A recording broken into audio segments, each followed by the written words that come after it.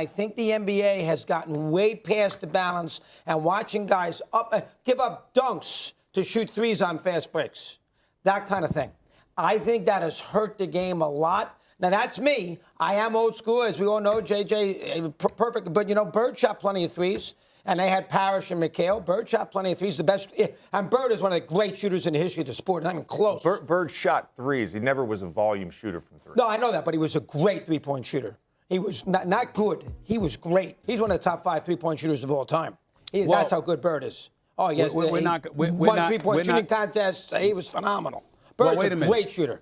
Wait a minute, and Bird didn't shoot. Bird is absolutely one of the greatest shooters ever, but he's not one of the top 5 3-point, top 3, whatever you just said. Did you see the three-point shooting that he put on, those clinics that he put on at the All-Star game? Again, did you watch? Doggy, it's just math. It's attempts, it's makes, and it's percentage. And there's no way you could ever argue Larry Bird is a top 3 3-point shooter of all time. You can't make that argument. You're basing it on math. You're basing it on math and a time of when he played. I'm basing it on just shooting. Bird is a unbelievable. Again, we had this discussion the other day. We had this discussion the other day about James Naismith. James Naismith invented the game. You were rewarded for putting the ball in the basket. There's plenty of people that have shot more, made more, and guess what? Made more at a higher percentage than Larry Bird from 3. I'm not saying Larry Bird is not one of the greatest shooters ever. He's not one of the greatest three-point shooters ever. Generally speaking, Larry Joe Bird is considered as not only one of the greatest players of all time, but as one of the greatest three-point shooters in the history of the league. Although, a growing number of people have been clapping back at that claim. And once upon a time, leading that charge was JJ Redick. Now, long before he was getting angry as the Lakers head coach, this narrative was getting him angry on ESPN, as you guys all saw in the intro. Before I get too deep into this, I have to say, I don't completely disagree with Redick. Saying Larry Bird is a top 5 three-point shooter of all time is probably a little too much. I mean, just off the top of my head, you have guys like Steph Curry, Ray Allen, Reggie Miller, Klay Thompson, and Damian Lillard. That's a pretty rock-solid top 5. Then even competing for the next spots are guys like Steve Nash, Dirk Nowitzki, Kevin Durant, and even James Harden, who was second all-time in three-pointers made. The point is, the competition is incredibly stiff. So I don't necessarily have a problem with someone having Bird out of their top 5. But what I do have a problem with is someone saying that Bird is objectively not one of the greatest three-point shooters of all time, which again, Redick claimed adamantly.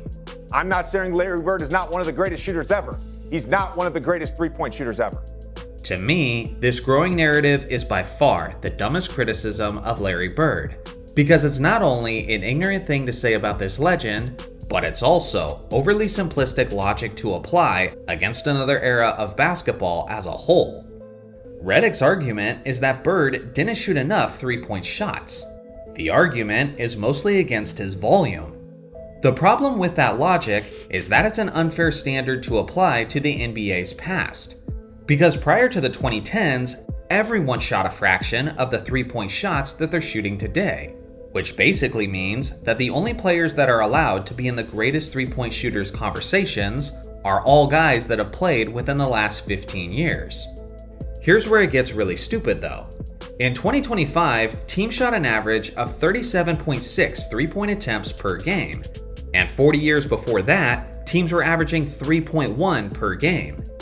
In Steph Curry's historic 2016 season, he attempted 886 three-point attempts throughout the regular season. That was more than the top 2 teams in 1986 combined. Bird's Celtics as a whole only attempted 396 threes in 1986. To put it simply, if Steph Curry played in Bird's era, he wouldn't be allowed to shoot that many threes. No one was, because coaches at the time didn't think it was smart and efficient basketball. So Curry would have shot less threes in the 80s, but Bird would have shot significantly more in this era. Yet by Redick's logic, that would disqualify Steph from being in the conversation, regardless of how efficient he would have been, and regardless of how he would have stood out from the competition in that era. With that nonsensical logic, modern players like Tyler Herro and Jordan Poole are considered better three-point shooters than a prime Reggie Miller and a prime Ray Allen. Make it make sense. Now, at one point, Redick was in an interview and he was getting mad at the hypotheticals. Well, wasn't there And no... the argument against that is, oh, well, if he had played in today's era, he would be a top 5. What? That doesn't even make sense. That's not based in reality or fact. Wait a minute, but... Let's talk reality and fact. Bird is one of only 3 players to have multiple 50, 40, 90 seasons. The other 2 are a couple of the greatest three-point shooters of all time in Steve Nash and Kevin Durant. Redick claimed that Bird was never a volume three-point shooter, which is objectively incorrect.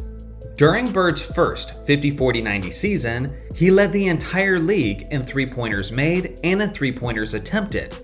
That same season, Bird was attempting more three-point attempts per game than the entire Detroit Pistons roster, which is who his Celtics played against in the Eastern Conference Finals. The year prior, in their historic 1986 season, Bird averaged more three-point attempts per game than nearly 1/3 of the teams within the league. Between 1985 and 1992, with a minimum of 400 games played, Bird had the 4th best three-point percentage in the entire league, and he was 2nd overall in attempts during that span, only bested by the very underrated Dale Ellis, who I would argue is also one of the all-time great three-point shooters. Larry Bird is tied for the most three-point contests won in NBA history with a total of 3. In Bird's final round of the 1986 three-point shootout, he scored 22 out of a possible 30 points. That is 73.3% of a possible perfect score, which is the 9th highest in NBA history. All-time great shooters like Ray Allen, Kevin Durant, Damian Lillard, and Dirk Nowitzki have never achieved a final round score that efficient. JJ Redick has also never achieved a score that high, regardless of the round, which is necessary for me to state, seeing how he never made it past the first round in a three-point contest, despite the fact that he tried multiple times. Plain and simple, Bird was one of the greatest three-point shooters in NBA history. I personally don't care if you have him outside of your top 5, top 10, or top 20, because all of that can be debated.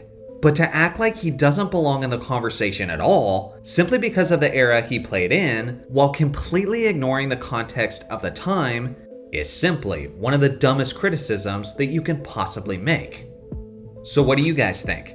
Where do you personally rank Larry Bird among the greatest shooters in NBA history? I look forward to hearing your thoughts below. Stay tuned for more videos in this quote, dumbest criticism series. And shout out to the members for all the ways you support me and my channel. Thanks for watching as always. Make sure to like and subscribe for more basketball content, and I'll see you guys in the next video.